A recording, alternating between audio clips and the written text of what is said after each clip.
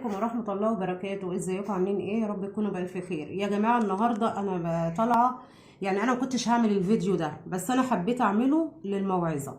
ان مثلا لو حد بياكل حاجة لازم يتحقق منها في قلبها ايه او فيها ايه، والحاجة دي جواها سليم ولا مش سليم. يعني احنا جايبين زبادي، جوزي راح جاب زبادي وجاب سحور، فانا متعوده كل يوم باكل كوبايه الزبادي، بس ما بتسحرش، ساعات اتسحر وساعات ما اتسحرش. وقعت قرعتي النهارده ان انا افتح كوبايه الزبادي عشان اكلها، اتسحر بيها. لقيت فيها المنظر ده، والله يا جماعه اقسم بالله ان انا لقيت فيها الجنيه دوت.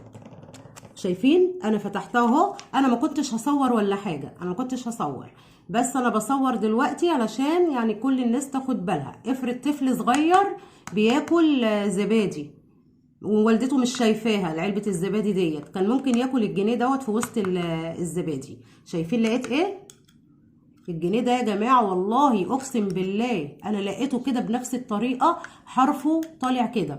انا كلت علبه الزبادي وكل حاجه، كلت علبه الزبادي، كلت معلقتين يا دوبك منها.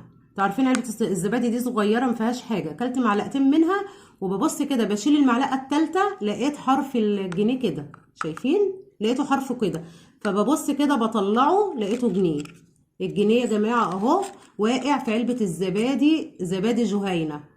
يعني الشركة ديت ازاي ما بتشوفش الانتاج بتاعها ولا بتدور فيه؟ يعني كده الواحد ما ياكلش اي حاجة وخلاص من بره.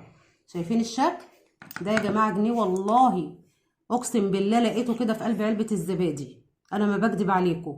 انا حبيت اقول لكم عشان تاخدوا بالكم من اي منتج انتوا بتشتروه من الشارع، تعرفوا مصدره ايه وفي قلبيه ايه. يعني مش اول مرة تحصل، حصل قبل كده في عصاير، في حاجات كتير. انا اول مرة تحصل معايا المشكلة ديت، ان انا الاقي حاجة في علبة الزبادي. انا ما لقيتش حاجة خالص قبل كده في اي حاجة صراحة. شايفين الشكل؟ يعني الجنيه كمان مصدي، يعني ممكن يسمم، ممكن طفل وهو بياكل الزبادي كده مع نفسه ممكن يبلعه يروح فيها. حرام. الواحد يخلي باله، وشركة جهينة ديت تدور كده وتشوف المنتجات بتاعتها او العاملين اللي هم شغالين عندهم بيعملوا ايه. ديت اكيد حد من العاملين حاططها، مش هتتحط كده منها لنفسها. شايفين يا جماعة؟ خلي بالكم. كل سنة وانتم طيبين.